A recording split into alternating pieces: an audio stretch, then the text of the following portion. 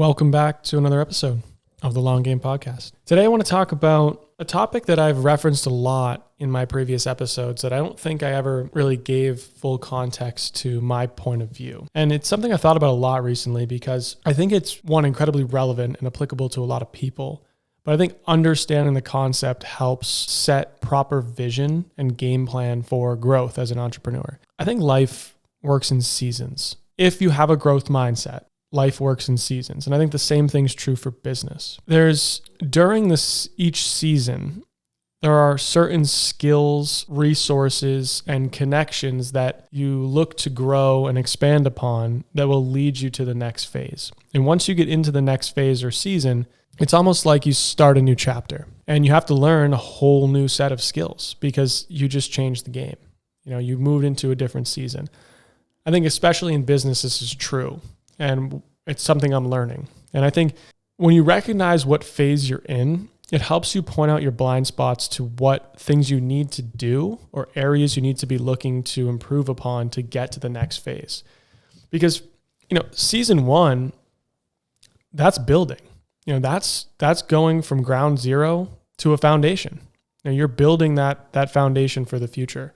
So inevitably during that phase, a lot of entrepreneurs, they need to improve their skill set. They need to improve their knowledge. They need to get better at knowing your business, knowing how the systems work, what customers are looking for, what you need to do as an operator. So the first season's ultimately, it's setting the foundation.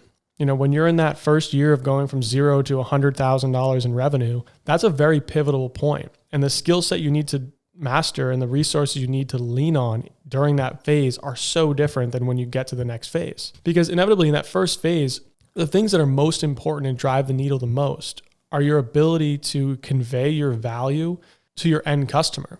And which means you need to improve your knowledge. You need to really dive deep on your business, figure out how can I be an expert in my field? Because once you build that knowledge base, it's a lot easier to convey to consumers to be able to solve the types of problems you're looking to solve. Your value proposition is directly rooted in how much you believe in it. One, in how important the problem is that you're solving, but two, in your ability to do that. I think that's where a lot of times people say fake it until you make it, which I think there's some, truth to it, but it's more so sit from a seat of confidence. Like you might not have done 1,000 transactions or helped 1,000 customers, but be confident that you've built your skill set up enough to the point where in your mind, you've already done 1,000, even though you haven't, but you're so confident in who you are and what your business does and your ability to execute that you talk from a position of I've done that many transactions, or I am tenured, I am qualified.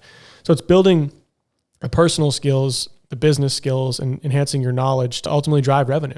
You're in the networking phase, starting to meet some players in the industry. Who are some other people I can meet and talk to?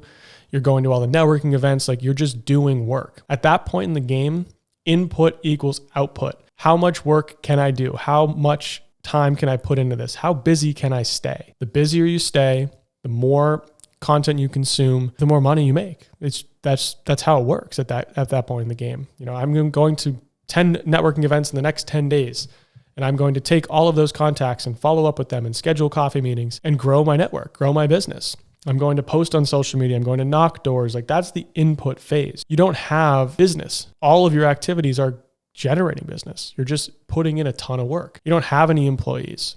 You don't have anyone to delegate to. You don't have systems. Your goal is to chase. You're the dog in the field. You see the ball. You're like, I'm going to go get the ball. And it's interesting because once you go through that phase and say you hit that, whatever the number is, $100,000 in revenue, or the point, I like to call it the tipping point, the point at which you realize you have no more time because now you've got the business. You have business coming in that you have to now manage, but you still have to do everything else. You still have to do the marketing and the networking and all the stuff you were doing before that was easier when you didn't have any revenue, right? You didn't have any business to deal with coming in, but now you do.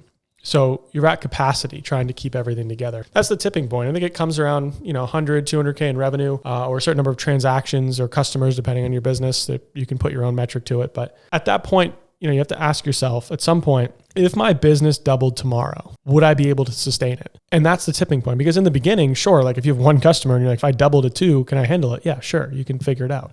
But when you get to 100 customers and you're already working 12, 14, 18 hours and it's only you, well, yeah, if you double your business, you're going to crash and burn. And a lot of entrepreneurs find themselves in that spot, because they're not entrepreneurs yet. You're a solopreneur.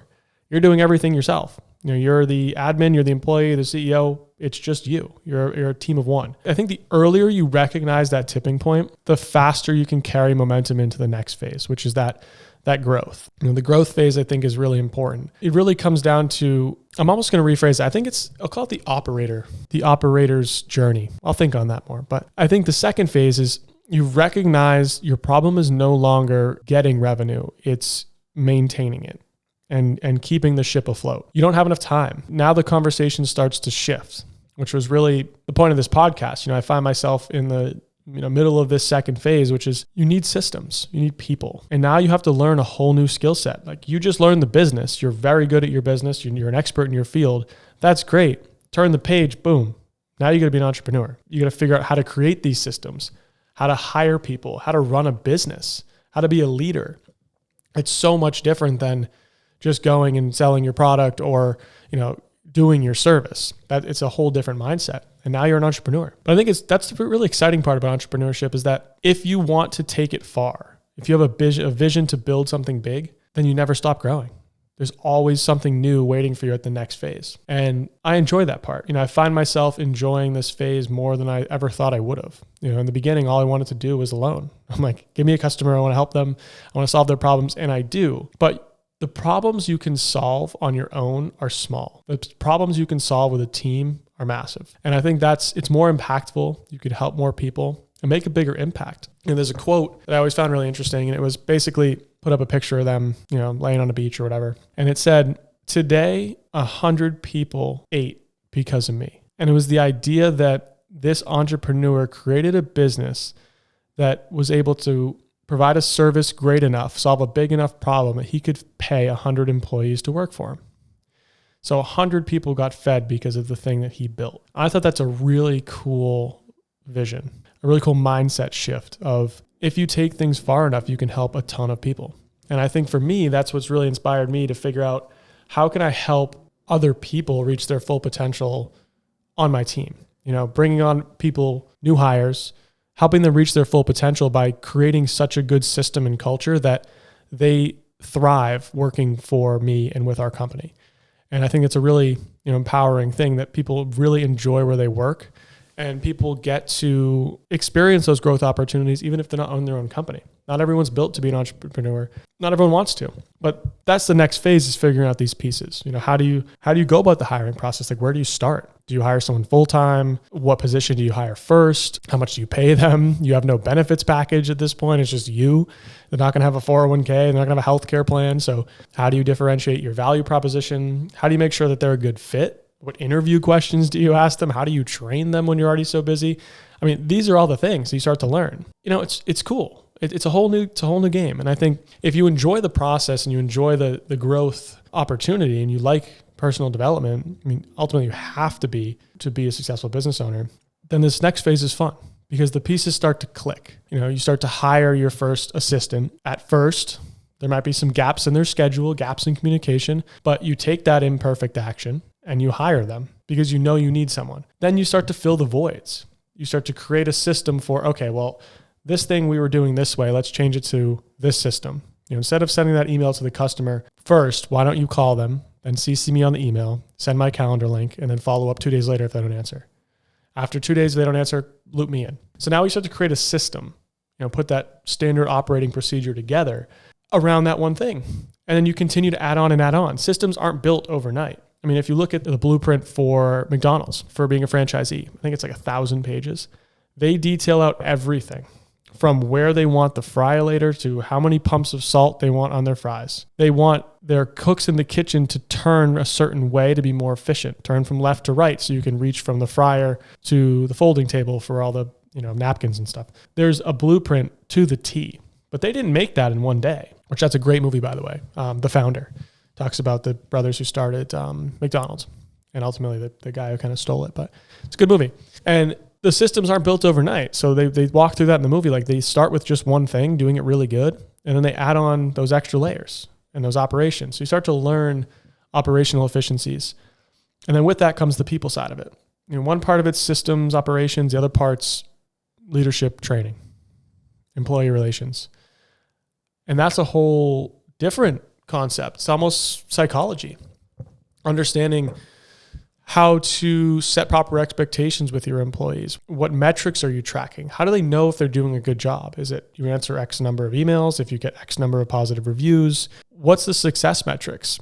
And do those success metrics align with the type of person you have in the role? And if they are successful, how do they want to be rewarded? Every person's so different. I used the analogy earlier, but a sports team, you have the star player who just wants to see his picture in the news. That's his gratification. And you have the other guy who wants to go to college and play ball, right? He wants to go to the next level. And you have the other kid who just, all he wants is his dad to say good game. So you got to understand from a employer-employee relationship, like what your employees want. How do they know if they're being successful? Are they fired up about the company vision? Do they like the company culture? And are you recognizing them in a way that's motivational for them? It's really important. And I think it's not thought about until you get to this phase. You start hiring someone, you have them on your team. You need to have these conversations, and ask them these types of questions. Ask for their feedback, their opinion. How are you liking things so far?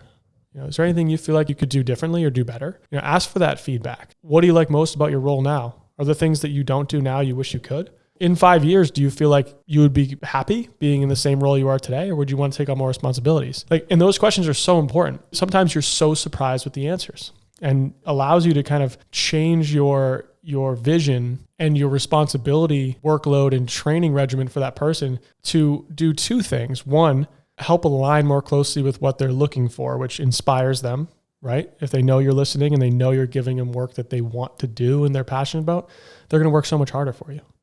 And they're going to be such a more valued member of the team. But that also allows you to get more narrow on what other employees you might need. And maybe you hired an assistant who just becomes really, really good at being in sales, and they really want to talk to more customers and be in sales. Well, then why am I going to train them on my email regimen? At that point, we don't align. One, they're better at sales than they are at admin, and sales is a better activity for them. So why would I try to pigeonhole them into more admin when I know this is a better transition? But if you don't have those conversations and have that recognition, I never figure it out. So this is the phase that I'm in. This is the operator's mindset and the reason for the whole Long Game podcast. So conversations like this are going to become a theme. And as I learn more and talk more about the mindset I'm in and with other operators, hopefully, you learn more things along the way. And ultimately, we'll all find ourselves at the next phase. As always, thanks for listening, and I'll see you on the next one.